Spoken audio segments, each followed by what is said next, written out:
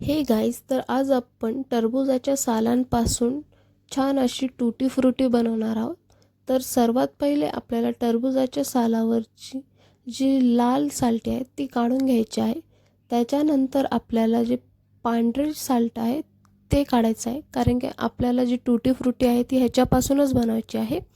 आणि हिरवं सालट जे आहे ते तुम्हाला फेकून द्यायचं आहे, कारण की ते आपल्या काही कामाचं नाही.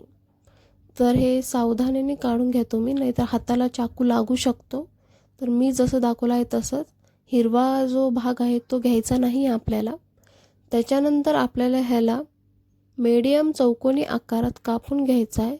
तर बाजारात जी टूटी फ्रुटी आहे ती आपल्याला चौकोनी आकाराचीच भेटत असती आणि ती दिसायला पण छान असते. त्याच्यामुळं चौकोनी आकाराची कापून घ्या, जास्त मोठे नका कापू. हे बघा, मी जेवढी साईज घेत आहे कापण्यासाठी तेवढेच घ्या तुम्ही. तर बघू शकता, अशीच तुम्हाला सगळ्या टरबूजाचे जे काप आहेत ते करून घ्यायचे आहेत. तर मी तुम्हाला दाखवते. तर मी हे सगळ्या टरबूजाचे काप करून घेतलेले आहेत. त्याच्यानंतर आपल्याला गॅस ऑन करायचा आहे. तर गॅसची फ्लेम जी आहे ती मीडियम ठेवायची आहे. त्याच्यानंतर आपल्याला ह्याच्यात 1 ग्लास भरून पाणी टाकायचं आहे, कारण की आपल्याला जे टरबूजाचे साल आहेत, फोडी आहेत, ते आपल्याला उकळून घ्यायचे आहेत. त्याच्यामुळे तर आपण पाणी टाकल्यानंतर ह्याच्यात 2-3 चिमूट किंवा 1 चम्मच भरून आपल्याला मीठ टाकायचं आहे. आणि ह्याच्यात नंतर आपल्याला जी आपण व्हाईट पार्ट कापून घेतलेला आहे तो टाकायचा आहे. तर आपल्याला ह्याला थोडंसं मऊ होईपर्यंत उकळून घ्यायचं आहे. 2 ते 3 उकळीत हे उकळून जाईल आरामशीर. तर तुम्ही बघू शकतात मी कसं गॅसवर ठेवलेलं आहे उकळायला, किंवा तुम्ही थोडंसं हाताने दाबूनसुद्धा बघू शकतात. जर तुम्हाला मऊ वाटलं तर तुम्ही गॅस बंद करून टाका. तर मी इथे 2 ते 3 उकळ्या घेतलेल्या आहेत आणि त्याच्यानंतर गॅस बंद केलेला आहे. त्याच्यानंतर हे जे आहे ह्याच्यातलं आपल्याला पाणी काढून घ्यायचं आहे. तर आपण ह्याला चाळणी टाकून ह्याचं सगळं पाणी जे आहे ते काढून घेणार आहोत, कारण की ह्याला आपल्याला आणखीन एकदा साखरेच्या पाण्यात उकळायचं आहे.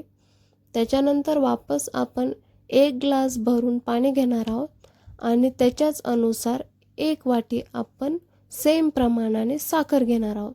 तर 1 ग्लास पाणी आणि 1 वाटी साखर. तुम्ही बघू शकता मी 1 वाटी साखर टाकलेली आहे आणि ह्याला आपल्याला उकळून घ्यायचं आहे. तर चाचणी जी आहे ती आपली फक्त चिकट पाहिजे, ना 1 ताराची चाचणी पाहिजे ना 2 ताराची. त्याच्यानंतर आपल्याला जे आपण हे काप केलेले होते ते टाकून घेणार आहोत, कारण की आपल्याला ह्याच्यात जो गोडपणा आहे तो त्याच्यात जाऊ द्यायचा आहे. त्याच्यामुळे तर ह्याच्यासुद्धा आपल्याला चांगल्या 4 ते 5 मिनिटपर्यंत उकळू द्यायचं आहे. त्याच्यानंतर आपण गॅस बंद केलेला आहे आणि ह्याला वाटीत काढून घेतलेलं आहे वेगवेगळ्या, कारण की ह्याच्यात आपल्याला कलर टाकायचा आहे. तर तुम्हाला अशा नवनवीन रेसिपीज बघायच्या असतील तर तुम्ही माझ्या यूट्यूब चॅनलला सबस्क्राईब करून ठेवा अशा नवनवीन रेसिपीज बघण्यासाठी. त्याच्यानंतर आपण ह्याच्यात फूड कलर टाकणार आहोत. तर मी लिक्विड फूड कलर यूज केले आहेत.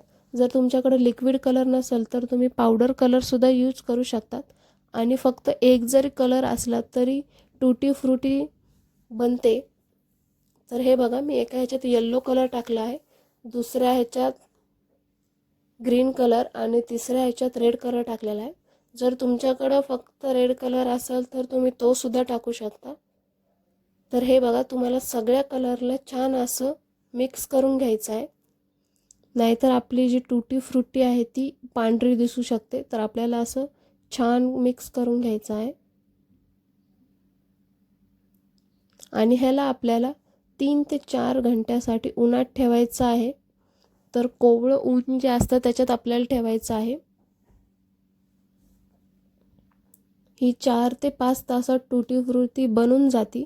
बाजारापेक्षाही छान टूटी फ्रुटी बनते. तर तुम्ही एकदा नक्की बनवून बघा ही टूटी फ्रुटी. खूप छान लागते चवीलासुद्धा आणि भरपूर दिवस राहते. तर मी ह्याला वाळवून घेतलेलं आहे आणि तुम्ही बघू शकतात किती छान अशी आपली टूटी फ्रुटी बनलेली आहे. ह्याला आपण कशातही स्टोअर करू शकतो.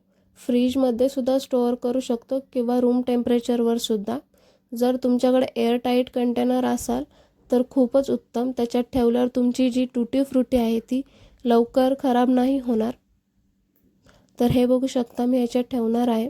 ह्याच्यात ठेवू शकतात तुम्ही. तर थँक्यू.